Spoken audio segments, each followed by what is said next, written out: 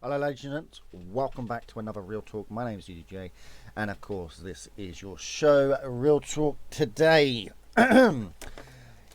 Interesting turn of events this week. Exciting over on the NA side. However, quickly want to go over a couple of things regarding EU.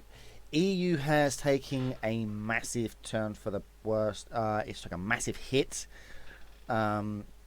We started off with, just before the tournament started going, our first ever tournament was 32 teams. We're down to 7. Only 7 EU teams signed up today. And quite frankly, that's bad. NA, sitting comfortably between 15 and 12 teams every single week. This week was no exception. EU, yeah, piss poor, no turnout, no representation, and here's to why. Hi-Rez releases a patch on supposedly Thursday, but if it gets pushed, comes out on Friday, and this leaves literally 15, 16 hours before when the patch goes live to when the tournament. And when the patch goes live, half the people are either sleeping and then they wake up in the morning and have to go weekend jobs or whatever, and then come back and have a couple of hours to practice and go into a tournament. So, the fundamentals of the game do not change. So what I mean by the fundamentals is like your attack strategies, how to defend, how to zone out. These will never change in a game. But what does change is damage, balance, and new champions, of course. New champions coming out, which you haven't faced, and you're like, wait, what? How do I deal with this? And that seemed to be the case this week. I may be wrong. However, like I say, it's just my opinion on matter. Hi-Rez need to patch on a Monday, and this needs to be shifted to the Monday. They release on a Monday or a Tuesday, and hey presto, everybody's got a week to learn the freaking game. Awesome. This is great. If it continues going the way it is going, Hi-Rez, you won't have any EU representation at DreamHack because everybody would have sod off to your competitor, Overwatch. And seeing as Overwatch is now released a new release of their game, and new beta keys have gone out, people are just going do. So, Follow me do. Lessons need to be learned, and we shall continue. So, out in EU, we had a pretty bad turnout, but what I won't do, I won't go over the actual game, the brackets this week for EU. Pointless. It was obvious who was going to win, and here we go. Right, sitting in rank 1, numero uno, Torpedo GG were knocked off the throne by Team Question Mark. 11 wins, 2 losses, 84.6% win ratio with 320 points. So, however, Torpedo hot on them tails of that with 300 points, sitting in second, 9 wins, 2 losses, 82% win ratio. Excuse me. Death and Tax is sitting in third now. They're knocking off the reigning third place of Fate with 6 wins, 7 losses, 46.1% ratio of 125 points. Something tells me those points don't look right. What? Fate Esports with 5 wins, 5 losses with 50% win ratio with 115 points. Oh yeah, that's right, because this weekend basically what happened is there was literally only a quarterfinal. And I think Dave and Ken have put the points wrong. I feel that the quarterfinal points should have been 5 or 10. We were at 110. We lost that, and first time we got 5 points. Yeah, that's right. Sorry. Yeah, he is right. Team Griffin. Now, Team Griffin started off as a run-of-the-mill team. Now, these guys are someone to look out for. Now, I got a lot of respect for these guys. They've come out of the bat, not really doing much, and then all of a sudden, boom, making quarterfinals, making semi-finals, now in the third and fourth matchup place-ups, and this is great to see. It's really good to see these guys coming out strong. 3 wins, 4 losses, 42.8% win ratio, 45 points. Noel's sitting down in 6th, having a really bad time at the moment, Noel's, but you know what, they'll bounce back. 1 win, 4 losses, 20% win ratio, 40 points. No Name Esports, of course, disbanded. That new team didn't compete this week, nor did Tea Time Prime, nor did Disco Prism, nor did Doomsday Bunnies, and nor did 4x4.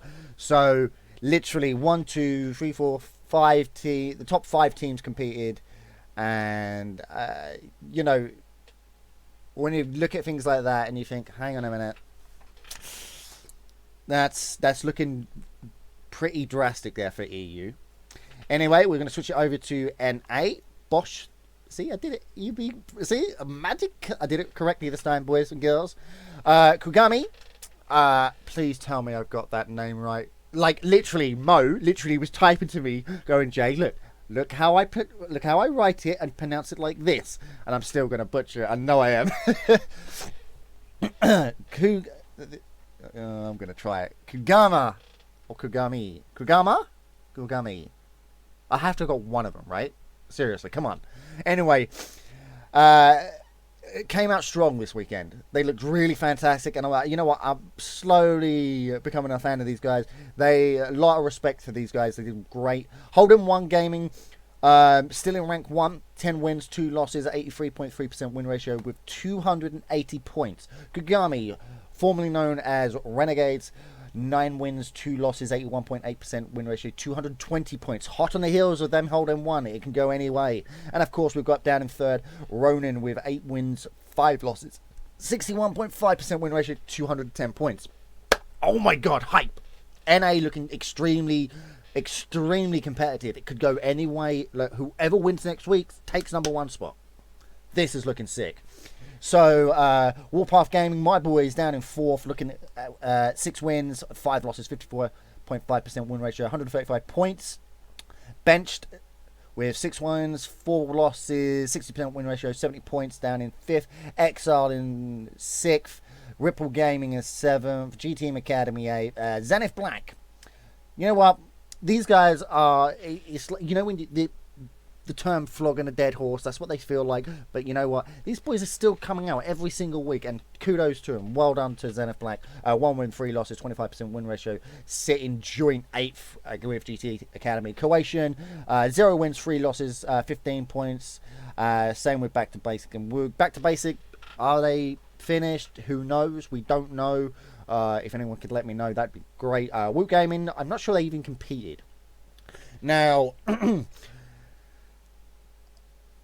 we had a new champion released. We're going to move on. We're going to try and keep this as short as possible this week because I've got other videos that I need to put out regarding Paladins World and new tournaments and all that stuff. It's going to be really good. So check these videos out, guys. It's going to be amazing. Great news coming.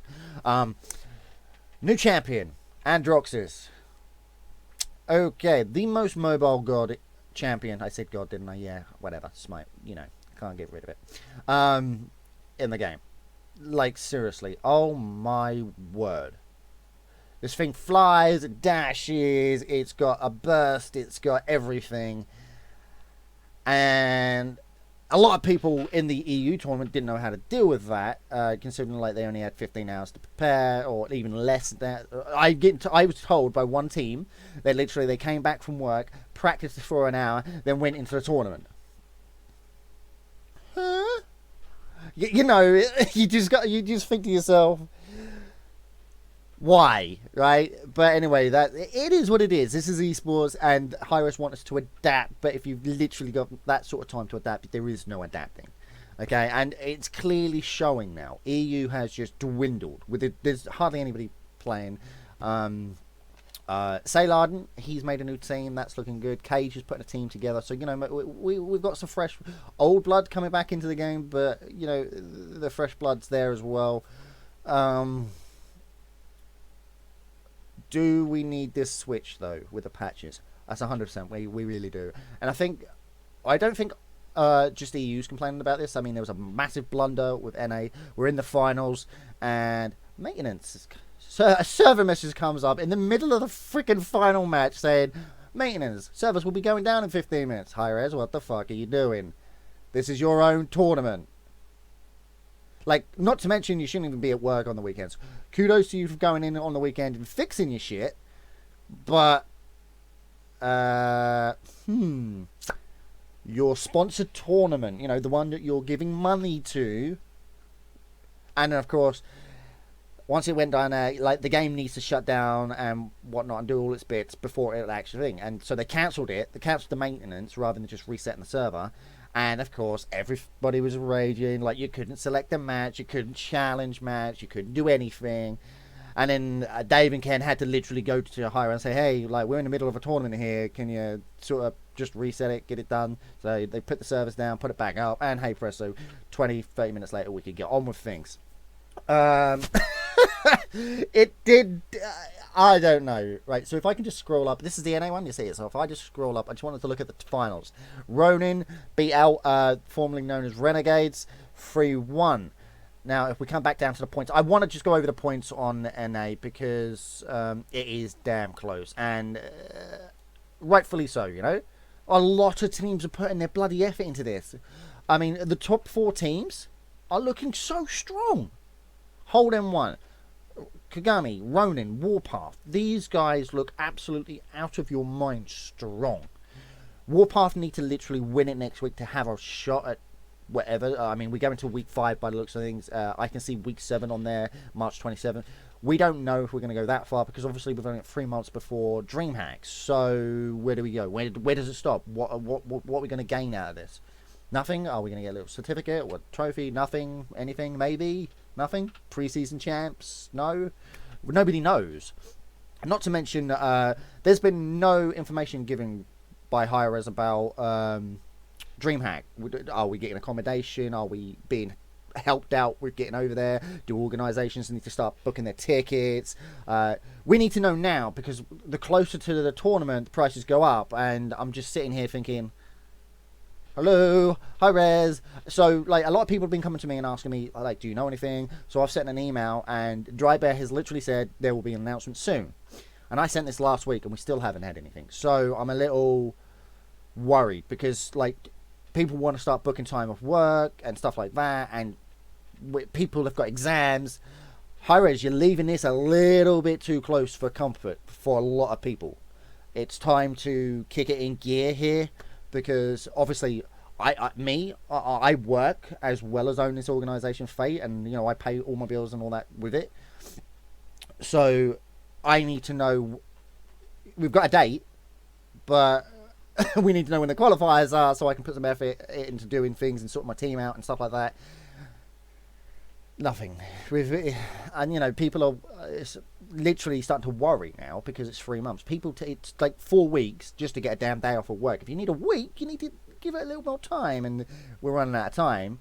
Time being the operative word here, we are literally running out of time. We've still got to go through qualifiers. Spectator needs to come out. We got and then hot fixes for the balances and everything else. All has to happen. And 3 months, little bit close to the wire. And of course, by the time I release another video, it'll get closer and we don't know if we're getting updates and stuff like that. Who knows? But anyway, guys, that is that. NA is looking fantastic. Keep it up, boys. You're doing a great freaking job. Kagami looking hot on the heels of Holden 1. Ronin coming out with strong wins as well this week, winning it. Well done to Ronin. Warpath Gaming not that far behind. I mean, come on. This is looking close. And what can I say about EU? Everybody, all the EU teams feel like they're being done out. The only people in the EU won't moan is because they're winning is probably TQM. You know what? I don't blame them. They're winning, so they're not going to give a shit. But you know what? No, I'm not going to take away from TQM. They've done a great job. So well done to TQM. They've still been winning. They won this week as well. So well played. Death and Taxes happened to finals. Well, their first time in the finals. Congratulations to them. You know what? And they deserve it. They've worked bloody well. They picked up Simsolo, and since they've done that, they've been a wrecking ball. It's great to see. So, yeah, ladies and gents, that's Real Talk for this week. Thank you ever so much for watching. Leave a like, leave a comment, and leave a subscription button thing. You know, all that stuff. The usual stuff. It'd be appreciated. Quick announcement. I will be running the SCS Sunken City Salt with Cammy. That will be coming out probably next week, hopefully. There's a lot of exciting things coming. There's a new video coming out on that soon with an update on what's going to happen. Now, Mo contacted me and said, well, Jay, why don't you do your own power rankings? This will happen. This is going to happen. It'll happen on a... So what we do is we'll have a tournament 1 week. And then on the Friday, I will release the power rankings going over who I think's winning, not winning, and so forth and so forth. And it'll be based on the Paladins World tournaments only. This way, we've got nothing but graphs, and everybody can go and check to see that it's all right and all that good stuff, and they can see the information there at hand. Okay, so anyway, guys, thank you ever so much for watching. Peace out, love you all, and remember, GG, and of course, spread the word about Paladins. Yeah, let's see. We do not want to give up on this game. We want it to go success, and we'll continue from there. I'll see you next week.